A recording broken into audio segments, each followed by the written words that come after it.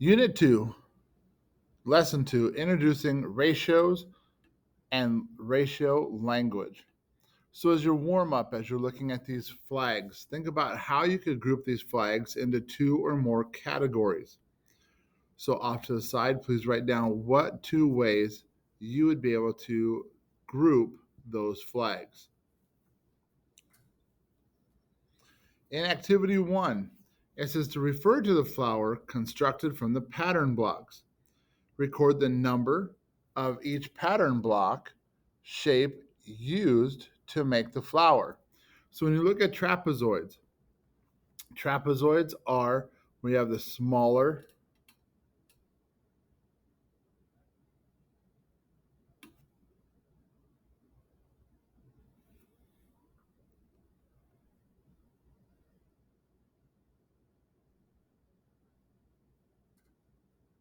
I'm trying to figure out how to write here, so just hold on a second. Okay, would be the shorter line and the longer line where they are come together.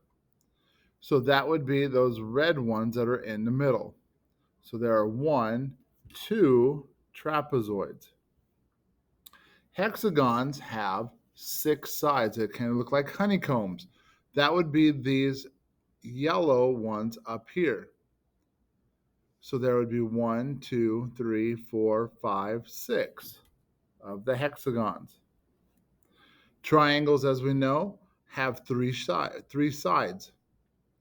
So there would be the bottom part of the flower. So there's 1, 2, 3, 4, 5, 6, 7, 8, 9. So number 2 says to complete each statement comparing the number of trapezoids and hexagons. So letter A says there are blank trapezoids for every hexagon. So trapezoids, I know that there were 2. Hexagons, I know that there were 6. So for every 2 trapezoids, there are 6 hexagons.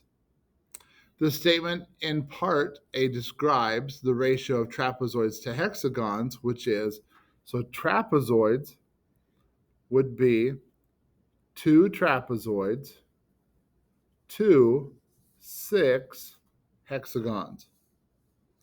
So what is the ratio? The ratio is what 2 things that we are comparing. We're comparing hexagons to trapezoids, so hexagons has to go first, which is 6. And there are how many trapezoids? That is 2. So that's our ratio. Those are the 2 things we're comparing. Hexagons to trapezoids. 6 hexagons to 2 trapezoids. Write another sentence that describes the ratio of hexagons to trapezoids.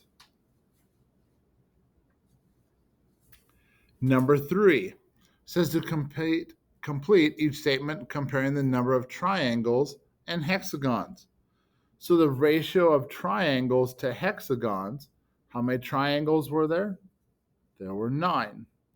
How many hexagons were there? There were 6. So that's your ratio. So there are how many triangles? 9 for every 6 hexagons. So what is the ratio of hexagons to triangles? Hexagons has to go first, which is 6. Triangles is last, so it has to go last, which would be 9. See how we wrote it backwards up here? But we wrote it this way on that one. So to write another sentence that describes the ratio of hexagons to triangles, you could divide 6 to 9 divided by 3. My pen's not working very well. 6 divided by 3 would be 2. 9 divided by 3 would be 3. So that's another way that you can write a ratio of hexagons to triangles. So activity 2, I want you to do on your own. Do on your own.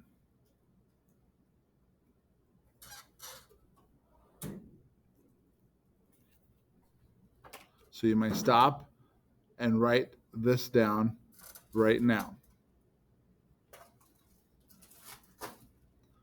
On to the summary. The summary says, in today's lesson, you began to investigate a specific type of relationship between two or more quantities called a ratio relationship. There are many ways that you can describe a situation using ratio language. For example, consider the set of squares and circles. Some statements that describe the relationship between squares and circles using ratio language are: the ratio of circles to squares is 3 to 6. There are 6 squares for every 3 circles. The ratio of circles to squares is 3 to 6. And there are 2 times as many squares as there are circles. So notice the ratio language that is used in this area. This is what you'll use as your sentence frames to help you with your homework for today. So for your homework today, what I'd like you to do is practice page 147.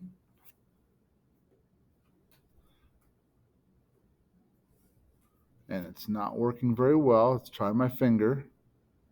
So 147, that's 1 through 3. Those are the only problems that I want you to do for today. When you're done, share it back to me and I will make sure I grade it. Have a good day.